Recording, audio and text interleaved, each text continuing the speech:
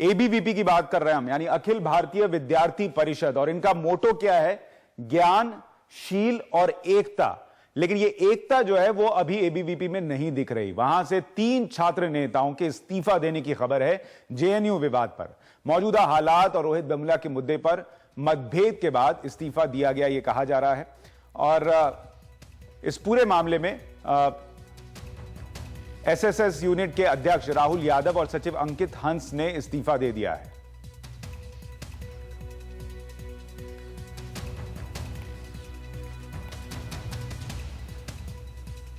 JNU में मौजूदा हालात जो हैं और रोहित वेमुला के मामले पर उन्होंने मतभेद के बाद यह इस्तीफा दिया है, यह कहा जा रहा है। 3 नेता हैं एबीवीपी के जिन्होंने इस्तीफा दिया है। जेएनयू यूनिट के संयुक्त सचिव हैं जिन्होंने इस्तीफा दिया है।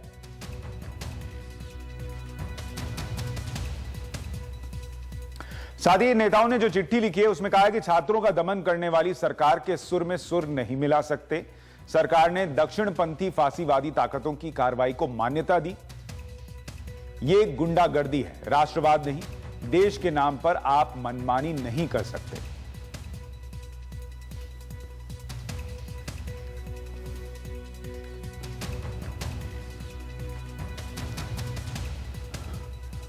और जिन 3 छात्रों ने एबीवीपी से इस्तीफा दिया है उनमें से प्रदीप नरवाल हमारे साथ जुड़ रहे हैं, पूर्व संयुक्त सचिव हैं एबीवीपी के जेएनयू यूनिट के।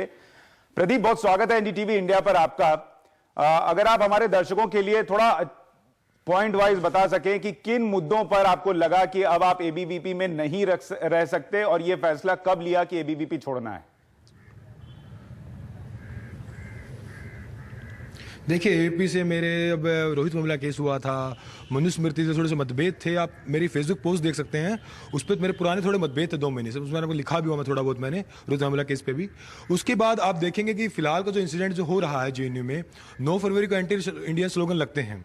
बात यह है कि उसके बाद में आप देखें आज में जो माहौल है कि पूरा जेएनयू इंटरनेशनल पोर्ट्रे हुआ है, वहां पे गलत हुआ है। भारत की बर्बादी के नारे लगे, मैं खुद कहता हूं, पाकिस्तान जिंदाबाद के लिए मैं खुद कहता हूं, मैंने उसका विरोध किया था। पर बात यह कि उसके लिए पूरा जेएनयू रिस्पॉन्सिबल थोड़ा है। आपके जितने 8-9 लोग जितने एक्यूज पकड़े हैं उनसे पूछे कौन थे जिन्होंने मुंह पे ढक्के भारत के विरोध में नारे लगा, जिन्होंने भारत की इंटीग्रिटी को धक्का पहुंचाया। मैं कहता हूं पूछे उन लोगों से। पर ये जो मीडिया ट्रायल हो रहा है कि न्यूज चैनल है वो मीडिया ट्रायल करे जेएनयू इंटरनेशनल, जेएनयू इंटरनेशनल, मैं बताना चाहता हूं देश को, ये वही जेएनयू जिसने देश को आईएएस आईपीएस पता नहीं कितने सोशल वर्कर दिए हैं। ये वही जेएनयू है जिसको प्रोग्रेसिव कल्चर के लिए माना जाता है। आज जेएनयू के अंदर 8 बच्चों की वजह से 8,000 बच्चे बहुत बुरी तरह से मतलब फेस कर रहे हैं कि उनको पढ़ाई नहीं हो पा रही है, बहुत ज्यादा हरस हो रखे हैं। तो हम नहीं चाहते कि उनके साथ कुछ गलत हो। 8 बच्चों की वजह से 8,000 मीडिया ट्रायल हो रहा है तो आपने एबीवीपी क्यों छोड़ा? देखिए, एबीवीपी छोड़ने की बात ये थी कि आप देखिए क्या हो रहा है देश के अंदर। लेफ्ट ये बोल रहा है कि जेएनयू में कुछ नहीं हुआ, राइट कह रहा है कि लश्कर तोयबा जैसे लोग यहां बैठ गए, ये हो गया वो हो गया। मैं कहता हूं ना लेफ्ट ठीक है ना राइट, हुआ है, गलत हुआ है, बहुत गलत हुआ। पर इतना भी गलत नहीं हुआ लक्ष्य तोयबा आएगा, इतना भी सही नहीं हुआ कि कुछ भी नहीं हुआ है। गलत हुआ, भारत के खिलाफ नारे लगे हैं और जो भी हो उनके खिलाफ कार्रवाई हो, जल्द से जल्द हो। और मेरा स्टैंड ये है कि जो इंटरनेशनल पोर्ट्रे हो रहा है उसके खिलाफ किसी ने स्टैंड नहीं लिया इतने ढंग से मेरे विंग में। तो मेरा साफ सा मानना है कि मुझे शायद डिसोसिएट होना चाहिए, मेरे को इंडिपेंडेंट स्टूडेंट की तरह काम करना चाहिए, जेएनयू के लिए काम करना चाहिए, आम छात्र के लिए काम करना चाहिए।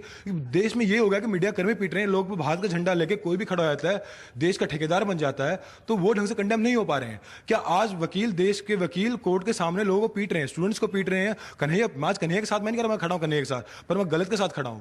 जो कोर्ट करे वो मान्य होगा। नहीं, आप जो कह रहे हैं वो ठीक है, वकीलों ने पिटाई की, ये गलत हुआ, आपका गुस्सा शायद मीडिया ट्रायल पर भी हो सकता है। लेकिन लोग ये पूछेंगे ना प्रदीप की अगर मीडिया ट्रायल कर रहा है, वकील पीट रहे हैं, तो इसमें एबीवीपी कोई छात्र संगठन आप क्यों छोड़ रहे हैं? क्योंकि छात्र संगठन के लोग तो नहीं पीट रहे मीडिया कर्मियों को। देखिए, एक बात बताइए, छात्र संगठन में एक हायरार्की होती है, ठीक है? आपको बताता हूं, हायरार्की में अगर आप प्रेसिडेंट से कोई बात डिस्कस करें, वाइस प्रेसिडेंट करें, सेक्रेटरी से करें, हल्की बात डिस्कस करें और उनका कुछ बारे में पॉजिटिव रिस्पॉन्स नहीं आता है, आप डिस्कस ही कर सकते हैं। आप यही कहोगे भैया अच्छा नहीं हुआ, भैया गलत हुआ, भैया गलत पीट रहे हैं, जनता गलत पीट रही है, गलत लोग झंडे लेके आ रहे हैं, गलत कर रहे हैं, और आपको वही टालने वाले आंसर मिले, तो एक टाइम आ गया आपके सैचुरेशन पॉइंट आ जाएगी। आपको क्या जवाब मिला जब आपने ये बात की? पार्टी के लिए खड़े, जेएनयू के लिए खड़े हैं, आम जनता के लिए खड़े हैं। टाला गया, जवाब कुछ नहीं मिला, बात ना किसी के सामने ढंग से रखने देने अवसर मिला, थोड़ी थोड़ी बात हुई, टाला मटोली चलती रही, बस बात खत्म। अच्छा, उस दिन जो नारे लगे थे, आप वहां पर मौजूद थे देखिए, क्या? एबीवीपी ने जो बातें कही कि वहां पे जो नारे लगे, या कन्हैया कुमार ने भी नारे लगाए, आपको लगता है कन्हैया कुमार ने नारे लगाए थे? आपने देखा था? एबीवीपी ने नारे नहीं लगाए, वो गलत कहा गया। देखिए, मैं आपको जेएनयू के समक्ष बिल्कुल एक इंडिपेंडेंट स्टैंड बताऊंगा। लोग आज कहते हैं कि कन्हैया ने किया, एबीपी ने किया, एबीपी ने कोई नारा लगाया, लेफ्ट, ये बात भी गलत हुई, कभी भी नारा लगा, आपको साफ बता रहा हूं। लेकिन मेरी बात कन्हैया की, जब स्टार्टिंग गैदरिंग मैं मानता हूं कन्हैया नहीं था, पर कन्हैया ने एंड में जरूर एड्रेस की मीटिंग, पर उस समय वहां से हम 30-40 मीटर दूर थे, वहां में समझ नहीं आया उसने क्या कहा, पर पूर्ण रूप से मीडिया क्लिप्स हैं मीडिया के अंदर, आप देखिए क्या कहा, कोर्ट डिसाइड करे जो सजाओ मान्य होगी। वो उन्होंने कहा कश्मीर की आजादी, हम कहते हैं वंदे मातरम, भारत माता, कश्मीर हमारा अंग है और रहेगा। हम अम्बेडकर फॉलो मेरा सवाल ये था प्रदीप, कि क्या आप में से किसी ने भी कन्हैया कुमार को देश विरोधी नारे लगाते देखा था? देखिए, एक रैली हुई थी, उसमें देश विरोधी नारे लगे थे। In the end Kanhaiya ji ने उसमें जो भी था एक एड्रेस किया, जेएनयू से प्रेसिडेंट के नाते किया, कैसे भी किया। मैं नहीं कहूँगा सही था गलत था, वो आप लोग देखिए, पर उस हमें पता नहीं कि उन्होंने क्या बोला क्या नहीं बोला, उस मेरे संज्ञान में नहीं है। आप वीडियो में अगर हो तो पता नहीं, पर मुझे लगता नहीं वीडियो में कुछ मिलेगा इसमें। तो ये कुल मिला मामला ये है। आपने जिन लोगों को नारे लगाते देखा, क्या वो जेएनयू के स्टूडेंट थे? क्या आपने जिन लोगों को नारे लगाता वो देखा था, वो जेएनयू के स्टूडेंट थे, या क्योंकि इनको बात हो रही कि कुछ लोग बाहर से भी आए थे? मैंने नारे लगाते जिनको मैंने आइडेंटिफाई करा, हाँ बिल्कुल मैं कह रहा हूँ, लोग जिन्होंने कपड़े मुंह में ढक रखे थे, जेएनयू में कुछ था ही नहीं। उस तरह का व्यक्ति मैंने तो आज तक जेएनयू में देखा नहीं जो कपड़े ढक के मुंह पर नारे लगा रहे थे भारत की बर्बादी तक। उनको पकड़ना चाहिए, सख्त से सख्त सजा देनी चाहिए। उन्होंने भारत के एक इंटीग्रिटी को ललकारा है, उनके खिलाफ सख्त से सख्त सजा हमारे कहना है। और हाँ, वो लोग मतलब थे बाहर के लोग। लेकिन प्रदीप, जैसे आपको पता है कि वो लोग बाहर के लोग थे, वैसे ही दूसरे जो एबीवीपी के नेता हैं उनको भी पता होगा ना वो लोग बाहर के लोग थे। फिर इस पूरे मामले को जेएनयू छात्रों से क्यों जोड़ा गया? क्या ये कोई साजिश थी आपके हिसाब से? समझ नहीं रहे, लेकिन ये है, आप समझ, सुशांत आपको बात बताता हूँ, बात ये है कि उमर खालिद अनिल भट्टाचार्य जिन्होंने ऑर्गेनाइज कराया था, वो जेएनयू के स्टूडेंट थे। तो मैटर ये करता कि अगर मैं किसी ऑर्गेनाइज कराऊं तो मेरी ये जिम्मेवारी वहां पे कुछ गलत ना हो। अब उन्होंने कुछ ऑर्गेनाइज कराया, कुछ गलत हुआ, तो बात यहां पे आती है आपको एक्शन लेना पड़ेगा, आप you will be held responsible. तो इस बारे में संज्ञान लेना चाहिए कोर्ट को, और बिल्कुल कार्रवाई होनी चाहिए दोषियों के खिलाफ, मेरा बिल्कुल मानना है। क्या ऐसे में जो आप तर्क दे रहे हैं, क्या कन्हैया कुमार पे भी कार्रवाई होनी चाहिए? क्योंकि वो छात्र संघ के अध्यक्ष हैं, उनको ये पता होना चाहिए था कि वहां क्या होने वाला है, क्योंकि पैम्पलेट्स छपके थे, उनको पता होना चाहिए था वहां क्या हो रहा है। बिल्कुल वही तो मैं कह रहा हूँ, इसमें एडमिनिस्ट्रेशन की कमी, सबकी कमी है कि पैम्पलेट चपके सब कुछ चपका, सबको पता क्या होने वाला है। हाँ, शायद किसी को ये ना पता हो कि शायद भारत की बर्बादी वाले नारे लेंगे, शायद ये ना पता हो, पर उस पैम्पलेट्स पे मकबूल भट्ट और अफजल गुरु का सही से नाम लिखा हुआ था, मार्टरडम का कुछ लिखा हुआ था, जुडिशियल किलिंग। पर वही बात है कि सुप्रीम कोर्ट ने भारत ने उनको फांसी दी है, वो मान्य है और मान्य होनी चाहिए, उसमें कोई दो राय नहीं है। प्रदीप, मेरे आपसे आखिरी दो सवाल हैं।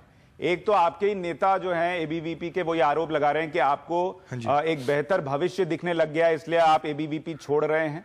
और दूसरा सवाल यह है कि क्या अब आप किसी दूसरे छात्र संघ में जाएंगे, या सिर्फ पढ़ाई करेंगे, किसी छात्र संघ में जाएंगे ही नहीं? आपको पता है मेरा भविष्य मुझे क्या दिख रहा है? मेरा भविष्य मुझे ये दिख रहा है कि गेट के बाहर मुझे लोग आज बोल रहे हैं कि प्रदीप नरवाल को पीटेंगे, प्रदीप नरवाल राष्ट्र विरोधी है। वो प्रदीप नरवाल, सुनिए, वो प्रदीप नरवाल जो कहता है अपने मुंह से हम भारत माता जय भी कहते हैं, वंदे मातरम, जय भीम भी, जय भारत भी। देश में दिक्कत है कि शोषित लोगों का हमेशा से दिक्कत रहा है, चाहे रोहित वेमुला केस हो, हमारा केस हो, दिल्ली शोषित लोगों के साथ दिक्कत रहा है ये देश में, और रहेगा। पर बात और अगर बेहतर भविष्य, रूलिंग पार्टी, भाई मैंने रूलिंग पार्टी छोड़ी आज के टाइम पे, 14 साल बाद जेएनयू में थी, वो छोड़ के मुझे लगता नहीं बेहतर भविष्य। रही बात लेफ्ट, कई लोग कह रहे हैं ऐसा में जाएंगे, ऐसा कुछ नहीं होगा, मैं कोई लेफ्ट ऑर्गेनाइजेशन नहीं ज्वाइन करूंगा, कोई भी लेफ्ट ऑर्गेनाइजेशन। और यदि भविष्य से कुछ होता तो आज नहीं होगा, बहुत उसके बारे में तो ये कहते हैं कि 10 साल बाद कुछ हो, उसके बारे में कुछ क्या कह सकता हूँ। बाकी फिलहाल में ऐसा कोई प्लान नहीं, ऐसा कुछ नहीं है। जो भी कर रहा हूँ जेएनयू कम्युनिटी के लिए कर रहा हूँ, देश के लिए कर रहा हूँ। देश में कहने की बात है कि मॉब कल्चर ना हो, कॉन्स्टिट्यूशनल कल्चर हो, सब हो संविधान के हिसाब से। 40 लोग झंडा उठा के देश को गाली ना दे, ये झंडे को गाली थे, तो झंडे के नाम से लोग पीटते, तो झंडे को गाली है, वो भी अनकॉन्स्टिट्यूशनल है, तो वो खत्म हो। झंडा है देश की इंटीग्रिटी के लिए है, झंडा है देश के लिए। आप झंडा उठाकर झंडे के नाम पे कुछ भी करोगे। सुनिए, ये मेरे को आज लोग मेरे को क्वेश्चन कर रहे हैं, यू आर एंटी नेशनल। उनको बताना चाहता हूं, मेरी 3 पीढ़ी आर्मी में थी, मेरा नाना फौज में था, मेरे पिताजी फौज में, चाचा फौज में, यहाँ तो मेरे अंकल कश्मीर के शहीद। हम कैसे सपोर्ट कर दें कश्मीर को? कश्मीर का हम कैसे सपोर्ट कर दें? हमारे लोगों ने खून बहाया है, हम कश्मीर के साथ खड़े हैं, हम बाबा साहब अम्बेडकर के हम आइडियोलॉजी मानते हैं। हम कहते हैं firstly lastly we are Indian and we totally with that thing. Until our last breath, this is our stand. जो गलत हुआ उनको सजा मिले, सख्त से सजा मिले, जल्दी जल्दी मिले, पर जेएनयू के आम स्टूडेंट कम्युनिटी को हरस ना किया जाए। जो उनकी पढ़ाई में हरसमेंट हो रही है, जो रोजमर्रा की उनकी हरसमेंट हो रही है, रोज कोई गेट पे आता है और बोलता है कि हम आपको मारेंगे। क्यों मारेंगे आप? हम कौन? आपके बेटे नहीं, आपके बहन नहीं है यहाँ पे? हम कौन? आपके भाई तो हम। मैं आपकी बात समझ रहा हूं। 8 लोगों ने किया, 8,000 को आप सजा मत दिए। जेएनयू एक नेशनलिस्ट संगठन है। जी, बहुत शुक्रिया प्रदीप हमसे बात करने के लिए। आपकी जो बात है वो हम समझ रहे हैं कि कई ऐसी बातें हुई हैं जिससे आप आहत हैं और उसके बाद आपने ये फैसला लिया है।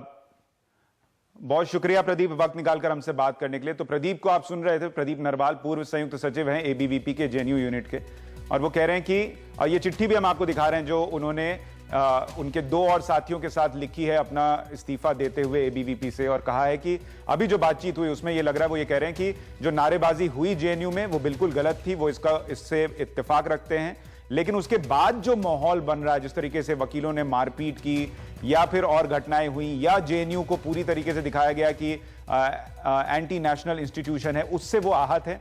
वो अपने बड़े नेताओं के पास एबीवीपी के ये बातें लेकर गए थे, कोई रिस्पॉन्स नहीं मिला, तब जाकर उन्होंने इस्तीफा दे दिया है एबीवीपी से।